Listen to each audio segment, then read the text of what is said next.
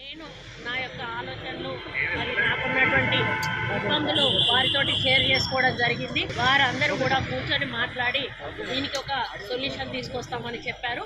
అది వాళ్ళకు వదిలేసి నేను వాళ్ళకి చెప్పాల్సింది చెప్పి వాళ్ళకి అప్పచెప్పి ఈరోజు ఏది నిర్ణయం తీసుకున్నా కూడా వాళ్ళు ఇచ్చిన ఆదేశాల మేరకు నేను ముందుకు పోతామని అదే చెప్పారు. వాళ్ళకు వదిలేశాను, వాళ్ళు మేము చూసుకుంటాము, మేము చూసుకొని మేము కోఆర్డినేట్ చేస్తామని చెప్పి అవన్నీ నేనేమి కామెంట్ చేయదలుచుకోలేదండి. అవన్నీ మీ అన్నీ తెలిసినవన్నీ అడగద్దు దయచేసి. నేను మీడియా వాళ్ళని ఎందుకంటే మిమ్మల్ని దాటేసి వెళ్ళడం కరెక్ట్ కాదు అని చెప్పి నేను ముందటికి వచ్చి నేను చెప్పడం జరుగుతూ ఉంది. కేవలం నేను కలవడానికి వచ్చాను, చెప్పాల్సిన చెప్పాలనుకున్నాను, చెప్పాను. వారం వాళ్ళకు వదిలేసి నేను వెళ్తాను.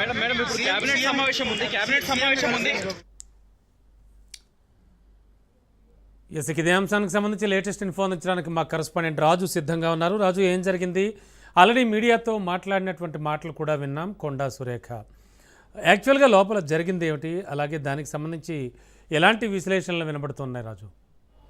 ఎస్ రమణ, మంత్రి కొండా సురేఖ వివాదం ఇప్పట్లో చల్లారేటట్టు లేదు. ఎందుకంటే ఇప్పటికే రాష్ట్ర మంత్రివర్గంలో ఇప్పటికే మంత్రుల మధ్య విభేదాలు తారాస్థాయికి చేరుకున్నాయి. కొండా సురేఖ విషయానికి వచ్చినట్టయితే కొండా సురేఖ ఇంటి దగ్గర నిన్నటి నుంచి కూడా హైడ్రామా చోటు చేసుకుంటున్నటువంటి పరిస్థితి కనిపిస్తూ ఉంది. వరంగల్ జిల్లా నుంచి పోలీసులు మఫ్టీలో వచ్చినప్పటి నుంచి కూడా నిన్నటి నుంచి కూడా ఈ కార్యక్రమం అంతా జరుగుతూ ఉంది. దీనికి సంబంధించి ఈరోజు ఉదయం నుంచి కూడా కొండా సురేఖ బయటికి వచ్చి మాట్లాడతారు, మీడియాతో మాట్లాడతారు అని అనుకున్నా కూడా ఆమె మీడియా ముందుకు ఉదయం నుంచి కూడా రాలేదు.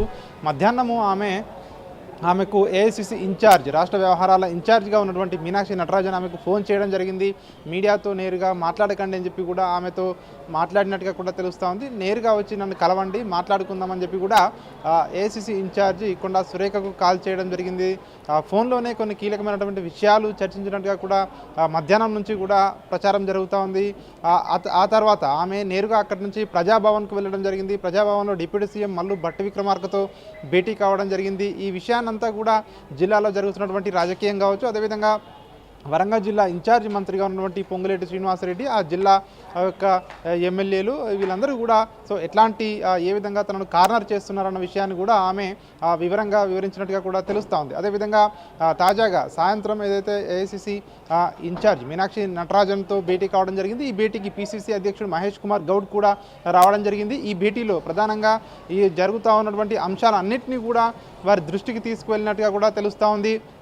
ఏవైతే జిల్లాలో తన శాఖ పరిధి విషయంలో కావచ్చు, అదేవిధంగా జిల్లాలో కావచ్చు తను ఒంటరిని చేస్తూ ఉన్నారు, తాను చెప్పే ఏదైతే మాటలు కానివచ్చు, తాను ఏదైతే ఇచ్చే డైరెక్షన్స్ కానివచ్చు అధికారులు కూడా వినకుండా కూడా చేస్తూ ఉన్నారని చెప్పి కూడా చెప్తా ఉన్నారు. ఒక సామాజిక వర్గానికి చెందినటువంటి, ముఖ్యంగా రెడ్డి సామాజిక వర్గానికి చెందినటువంటి మంత్రులు తనను కార్నర్ చేస్తున్నారని చెప్పి కూడా తన ఆవేదనను పిసిసి అదేవిధంగా ఏఐసిసి ఇన్ఛార్జ్ మీనాక్షి నటరాజన్ దృష్టికి తీసుకొచ్చినట్టుగా కూడా ఆమె బయటికి వచ్చి మీడియాతో మాట్లాడిన